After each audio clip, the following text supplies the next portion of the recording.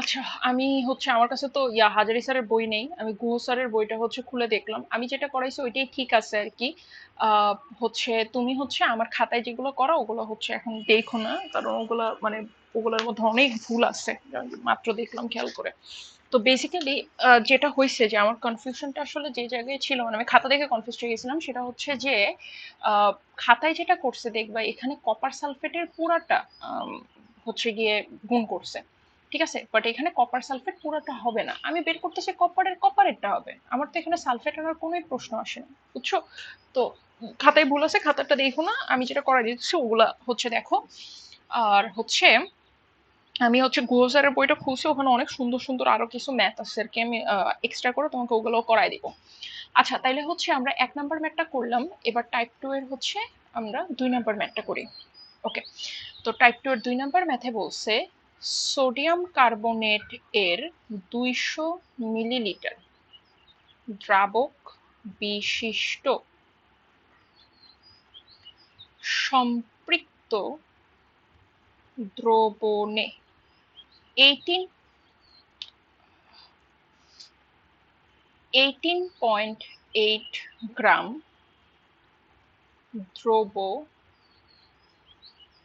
দ্রবীভূত আছে দাঁড়ি দ্রাব্যতা গুণফল নির্ণয় কর। এটাকে আসলে একটা অন্য একটা টাইপে দেওয়া উচিত ছিল, যাই হোক।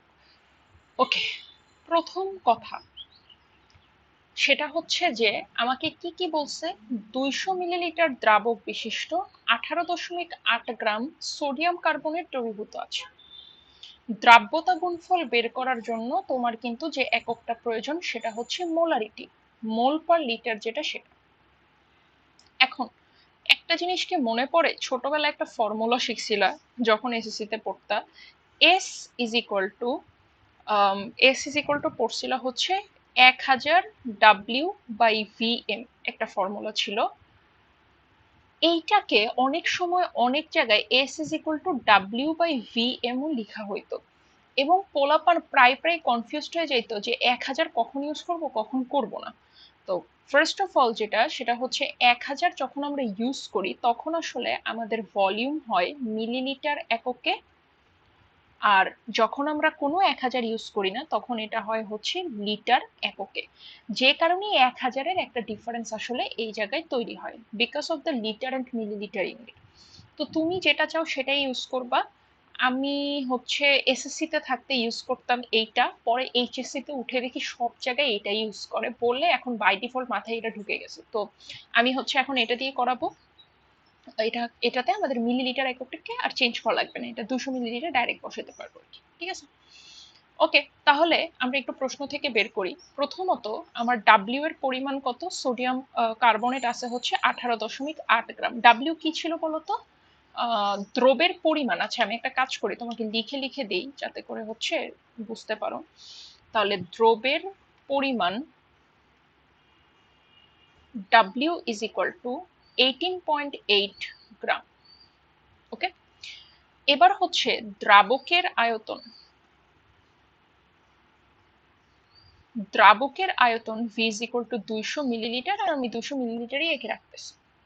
আচ্ছা, আর আছে হচ্ছে এম। এম আসলে কি বলতো? আণবিক ভর। দ্রবের আণবিক ভর এম হচ্ছে সোডিয়াম কার্বনের। সো 23 × 2 যোগ কার্বনের 12 যোগ 16 × 3। তো এটা 106। এটা আমার আসলে মুখস্থ হয়ে গেছে, তোমারও করতে করতে মুখস্থ হয়ে যাওয়া উচিত। সোডিয়াম কার্বনেটের 106, ক্যালসিয়াম কার্বনেটের হচ্ছে আহ ইয়া কি বলে, ক্যালসিয়াম কার্বনেটের হচ্ছে 100। ঠিক আছে, ওকে। তাহলে হচ্ছে পেয়ে গেলাম। তাহলে আমি খুব ইজিলি দ্রাব্যতা, দ্রাব্যতা যেটা ঘনমাত্রায় কিন্তু সেম কথা, হ্যাঁ, দুইটাকে কিন্তু এস দ্বারা রিপ্রেজেন্ট করা হচ্ছে। তাহলে দ্রাব্যতা বা ঘনমাত্রা আমরা যাই বের করি না কেন তাকে আমরা এস দ্বারা রিপ্রেজেন্ট করি, এবং সে হচ্ছে 1000 into W divided by V into M. তো এটা যদি আমরা করি তাহলে আমাদের চলে আসতেছে হচ্ছে, একটু দেখি, চলে আসতেছে 0.89 মোল পার লিটার। তাহলে আমি দ্রাব্যতা বের করছি, কিন্তু আমার কিন্তু এখনো জানতে চাইছে হচ্ছে দ্রাব্যতা গুণফল। তাহলে আমার কি করতে হবে, এটা আমি কার দ্রাব্যতা বের করলাম, এটা কিন্তু আমি সোডিয়াম কার্বনেটের বের করছি, ঠিক আছে, এটা কিন্তু মাথায় রেখো। সোডিয়াম কার্বনেটের বের করছি, কারণ আমি তো সোডিয়াম কার্বনেটের ডাব্লিউ দিলাম, সোডিয়াম কার্বনেটের আণবিক ভর দিলাম, ঠিক আছে, তাহলে এটা তো সোডিয়াম কার্বনেটেরই হবে।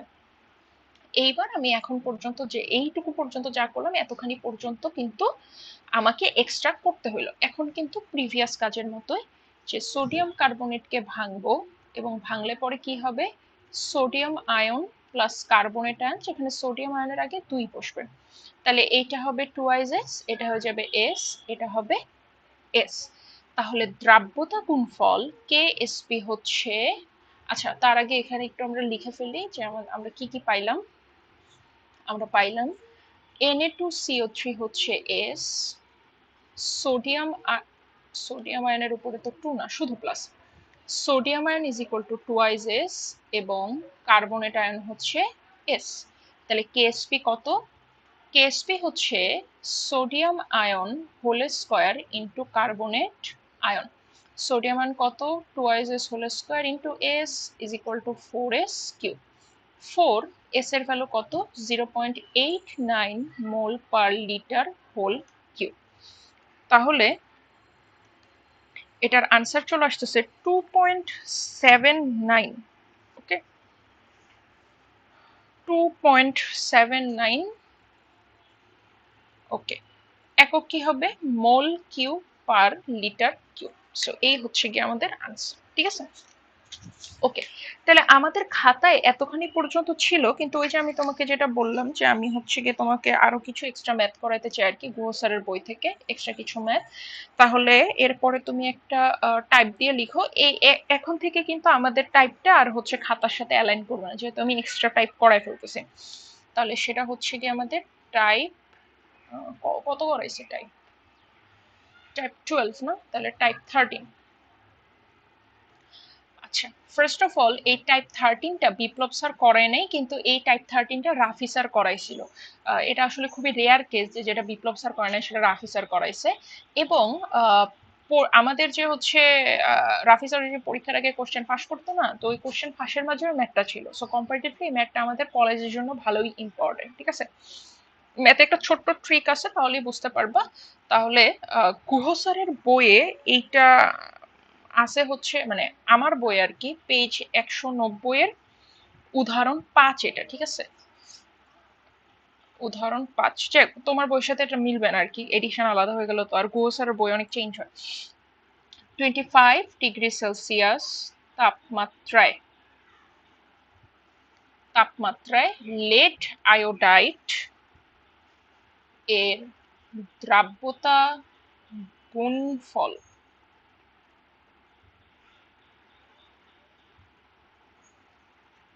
1.39 into 10 to the power minus 8 mole cube per litre cube হলে এ তাপমাত্রায় PbI2 এর দ্রাব্যতা নির্ণয় করো। এইটুকু পর্যন্ত কিন্তু খুব খুশি হয়ে যাওয়ার কথা যে সবই তো মিলে যাইতেছে, কিন্তু পাশে একটা লাইন দেওয়ার কারণে হচ্ছে পুরো জিনিসটা বদলে গেছে। তাহলে যেখানে PbI2 এর 15% বিয়োজিত হয়, এই লাইনটার মানে কি, এটা এখন বোঝা লাগবে।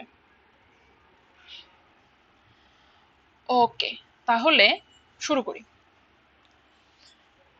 দেখো, প্রথম কথা, PbI2 এর 15% বিয়োজিত হয়, এই কথাটার মানে হচ্ছে যে আমরা কি করি সবসময়, PbI2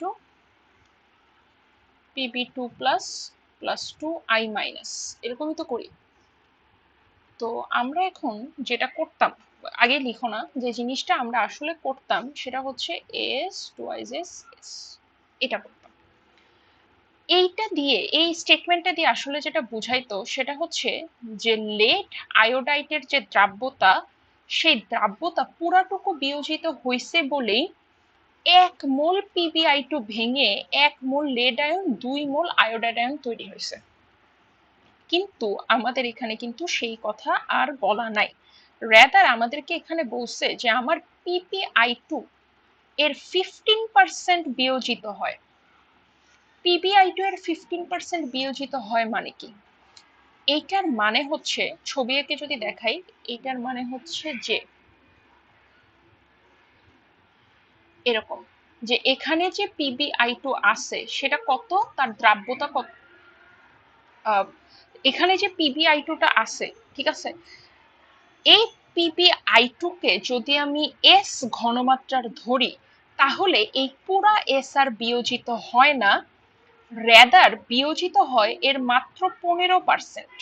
100% আর বিয়োজিত হয় না, 15% বিয়োজিত হয়, এবং এই 15%ই বিয়োজিত হয়ে Pb2 প্লাস আয়োডাইড আয়ন এরকমই কনভার্ট হয়ে যায়। ওকে, তাহলে এটার মানে কি? এইটার মানে হচ্ছে তোমার যে PbI2টা আছে, মনে করো এই হচ্ছে PbI2 কঠিন পদার্থ, PbI2, ঠিক আছে, এই PbI2 এর মাঝে আশেপাশে মনে করো 15% মাত্র বিযোজিত হয়েছে, এবং বাকি 85% এখনো অবিয়োজিত অবস্থায় আছে। তাহলে 85% আমি সে কথার কথা ধরলাম, এই যে 85% এখনো অবিয়োজিত আছে, এখনো অবিয়োজিত আছে, কিন্তু আমার যে 15% আছে সেই 15% হচ্ছে গিয়ে তোমার বিয়োজিত হইতে পারছে, এবং এই 15% থেকে কি হচ্ছে বলতো, Pb2 প্লাস তৈরি হচ্ছে, তারপর হচ্ছে গিয়ে তোমার Pb2 প্লাস আর কি তৈরি হচ্ছে, আয়োডাইড আয়ন তৈরি হচ্ছে, সেটাই 15% থেকে তৈরি হচ্ছে, বাকি 85% আসলে এখানে কোনো ধরনের কোনো কন্ট্রিবিউশন দিচ্ছে না। তাহলে এখন কথা হচ্ছে এই জিনিসটা আমরা কিভাবে ধরবো। এইটা আমরা বেসিক্যালি ধরবো হচ্ছে যে যদি আমার PbI2 এর ঘনমাত্রা হয় S, তার 15% মাত্র বিযোজিত হচ্ছে, সো 0.15 ইন্টু S, এবং আমরা জানি যে Pb2 প্লাস যতখানি তার 2 গুণ তৈরি হচ্ছে আয়োডাইড আয়ন, কারণ একটা PbI2 থেকে যখন একটা Pb2 প্লাস তৈরি হচ্ছে তখন দুইটা আয়োডাইড আয়ন তৈরি হয়ে যাচ্ছে। তাহলে এটা কত হবে? এটা হবে 2 ইন্টু 0.15 S। ওকে, তাহলে আমরা কি করলাম, আমাদের কথা ছিল যেটা হওয়ার অ্যাকচুয়ালি উচিত ছিল সেটা ছিল হচ্ছে এস এস টু এস। কিভাবে আসলো এটা?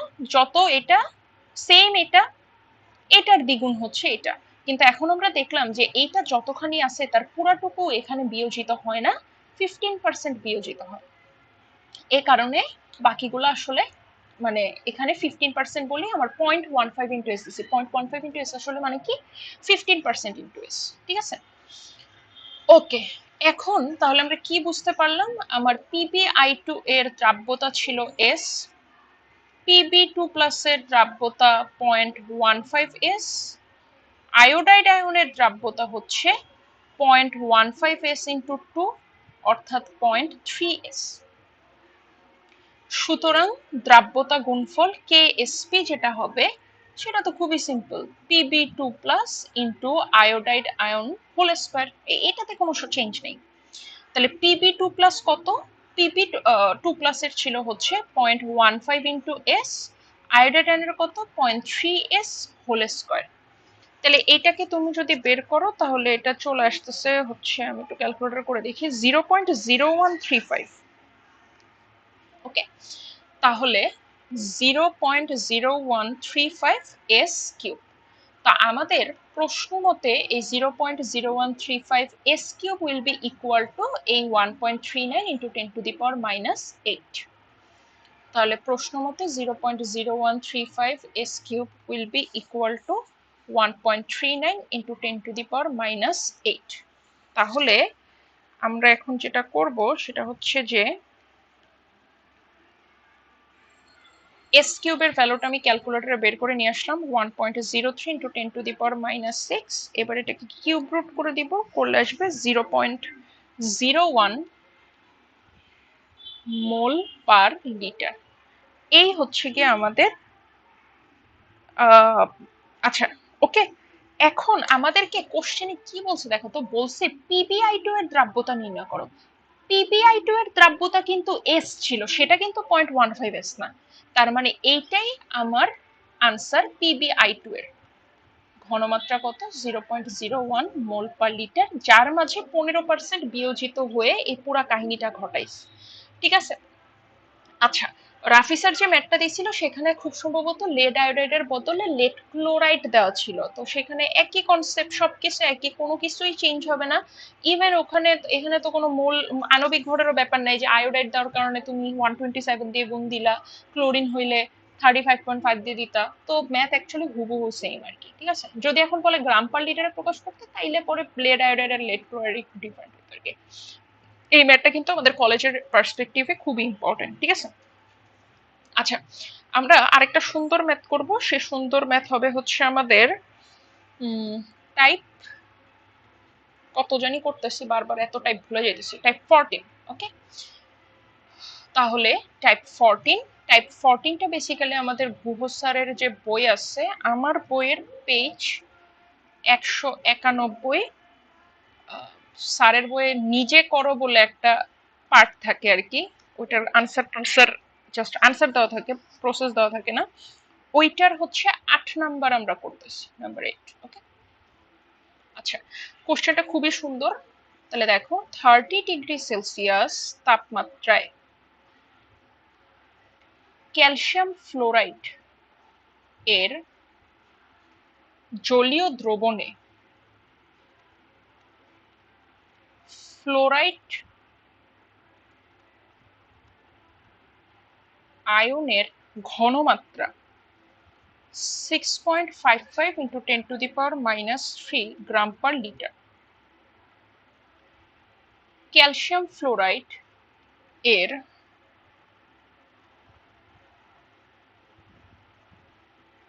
দ্রাব্যতা গুণফল নির্ণয় করো।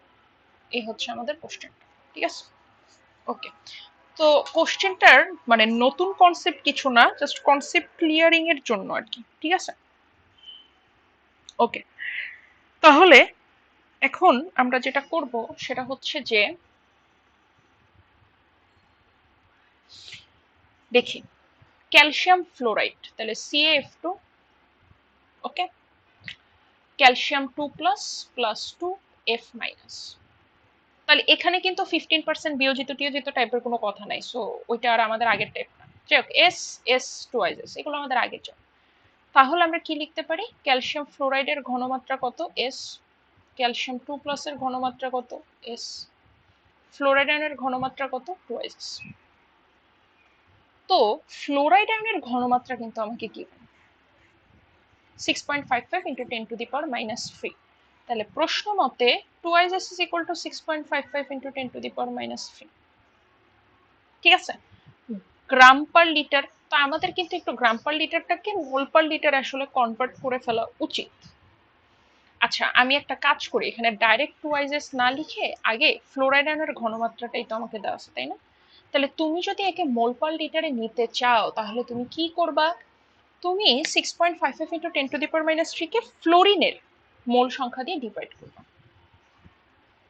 10⁻³ ফ্লোরিনের মোল সংখ্যা হচ্ছে 19 মোল পার লিটার, ঠিক আছে। তাহলে ফ্লোরিনের আণবিক ভর 90, তাহলে এটা চলে আসলো 6.55 into 10⁻³ ডিভাইডেড বাই 19, এটা চলে আসতেছে 3.45 into 10⁻⁴ মোল পার লিটার। এখন আমরা কি জানি, প্রশ্ন মতে আমাদের এই ফ্লোরাইড আয়নের যে ঘনমাত্রা, that will be equal to 2S। So 2S হবে 3.45 into 10⁻⁴ মোল পার লিটার। তাহলে আমি এখন এস এর ভ্যালু বের করে আনি, জাস্ট এটাকে আমি কি করব, 2 দিয়ে ডিভাইড করে দিব, দিলে 1.72 into 10⁻⁴ মোল পার লিটার হচ্ছে আমার চলে আসলো। এই পর্যন্ত আনতে পারলে এরপরে তো বাকি কাজ ইজি। এখানে এটাকে আলাদা টাইপ হিসেবে করানোর পিছনে রিজন হচ্ছে, দেখো এখানে কিন্তু তোমার 2S is equal to এটা, আমরা এর আগে যত ম্যাথ করছি সেখানে ক্যালসিয়াম দেওয়া ছিল, সো ডাইরেক্ট এস পেয়ে গেছি, কিন্তু এখানে কিন্তু 2 দিয়ে ভাগ করতে হচ্ছে। এটা তুমি যদি বুঝে বুঝে ম্যাথ করো তাহলে এমনি ওটা আইডেন্টিফাই করতে পারার কথা। তাহলে আমি এটা পেয়ে গেলাম। এবার ক্যালসিয়াম ফ্লোরাইড দ্রাব্যতা গুণফল তো খুবই ইজি, কারণ KSP হচ্ছে ক্যালসিয়াম 2+ ইন্টু ফ্লোরাইড আয়নের উপরে যখন দিব তার উপরে স্কোয়ার চলে আসবে, তাহলে S into 2S whole square is equal to 4S³ 4 into 1.72 into 10⁻⁴ mole per litre whole cube, ঠিক আছে।